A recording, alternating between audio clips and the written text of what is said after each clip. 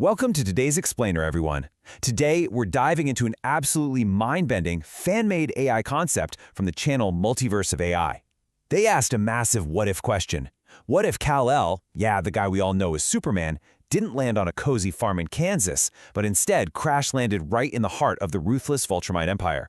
I mean, talk about a culture shock, right? The result is this incredibly dark, stunning alternate timeline of power and survival. So let's just jump right into it and see exactly how this crazy universe unfolds.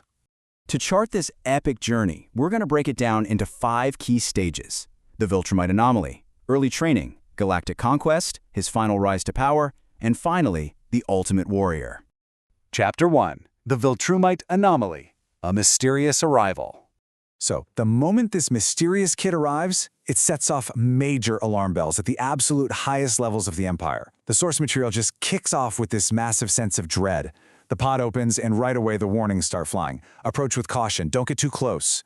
This isn't just some lost orphan. They realize immediately that this is a highly potent anomaly. The order comes down instantly to bring the child straight to high command. Grand Regent Arago gets strict orders: take the kid in and train him the literal second he can walk. But right from day one, there's this lingering paranoia. Like, if his original people are their enemy, what happens when this kid eventually starts asking questions about where he came from?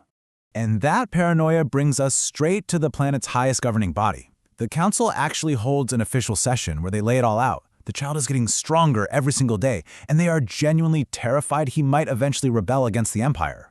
But rather than striking right then and there, they make this incredibly cold, calculated decision. They're just gonna wait. They decide to watch him like a hawk, and if they catch even a whiff of betrayal, they'll strike when the time is right. Chapter 2. Early Training, Escalating Power. Well, it doesn't take long at all for the Empire's brutal survival of the fittest ideology to collide head-on with Kal's mysterious alien biology, and the progression of his power, it's just staggering. Just a few Viltrum years in, his father tests him on crushing basic objects and instantly realizes, okay, we need to escalate this training to a completely different planet by tomorrow. By the time they test his true potential against a massive off-planet beast, Kal doesn't just beat the thing, he completely evaporates it, literally turns it to nothing. This rapid, wildly unnatural escalation pretty much defines his entire upbringing. And this brilliantly illustrates the whole dynamic of his youth, because his milestones are just terrifying. I mean, the kid is evaporating beasts. That kind of raw power immediately grabs the attention of seasoned veterans like Conquest, who casually drops an "impressive work" comment. But Kal himself is also starting to realize the massive gap between him and the other kids. He flat out declares, "I am more powerful," and starts asking those dangerous questions the council was so afraid of, like, why am I different? Am I even from here? Chapter 3. Galactic Conquest, the Ultimate Enforcer. So adulthood hits, and Kal has fully leaned into his role. He's operating as the absolute greatest and undoubtedly the most ruthless enforcer in the entire galaxy. Take this for example. Kal gets a direct order to go to the planet Zen-Wabari, bring them under control, and if they resist, completely eradicate them. He shows up and delivers this cold, simple ultimatum: surrender or be destroyed. And the really dark part here is just how casual he is about the violence. He conquers the whole planet with such terrifying efficiency that he actually jokes, "Well, that was quick. I'm definitely making it on time for dinner." He is literally treating planetary subjugation like he's just running out for groceries. Now, what's really interesting about this is that his galactic enforcement eventually brings him to Earth. He intercepts Mark, Earth's protector, and delivers this absolutely chilling threat. He basically tells Mark not to try anything stupid, bluntly stating he will burn the entire planet down to the ground before watching Mark fail his mission for another minute. It's this incredibly stark reminder that this version of Kal has completely shed any trace of that compassionate Boy Scout we usually associate with the character. Chapter 4. Final Rise to Power, a Violent Shift.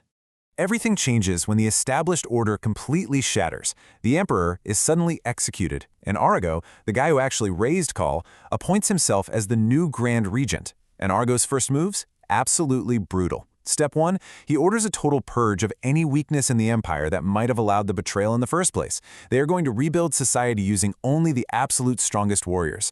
And then, the ultimate game changer. Arago publicly declares Kal as the strongest among them, ordering the entire Empire to follow Kal's commands exactly as they would his own. So now, with Kal at the absolute apex of their society, they are setting out to control the entire galaxy. And, this purge leads right to a massive confrontation with the veteran warrior Conquest. If you remember earlier in his life, Conquest was this intimidating force keeping an eye on the young anomaly. But now, oh, the tables have violently turned. Cal brutally beats Conquest down, actually mocking the older warrior for ever underestimating him. He literally tells him to take some damage, calling him weak and old, saying it's time he retires. It is a harsh, incredibly violent changing of the guard.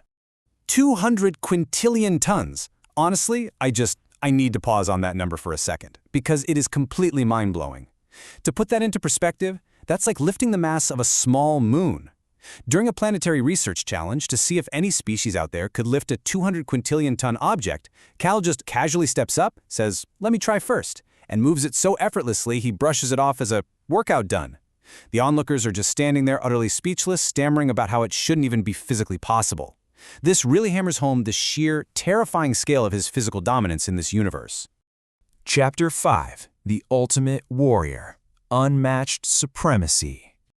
So when you reach a level of power where lifting 200 quintillion tons is basically just your morning warm-up, you eventually start looking for a real challenge. Cal ends up hearing rumors about a massive threat out in the northern mountains, a legendary creature known as Battle Beast. Now this is a warrior who has been desperately searching for a worthy opponent for decades.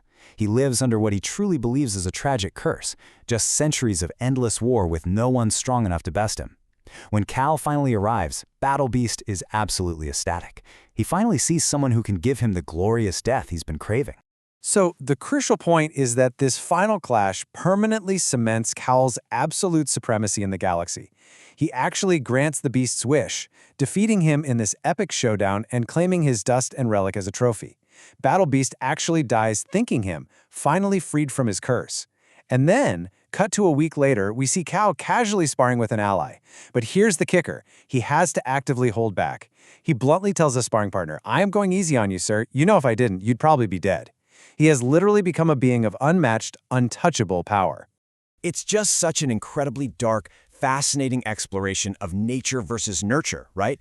I mean, what happens when limitless Kryptonian power meets a culture built entirely on ruthless conquest? The creators at Multiverse of AI really knocked this out of the park and pushed the boundaries. And it leaves us with this massive question to think about. What universe, character, or story would you want an AI to tackle next? Because if this is the result of crossing Superman with Viltrum, the possibilities are literally endless. Thank you so much for joining me for this explainer, and keep that curiosity alive.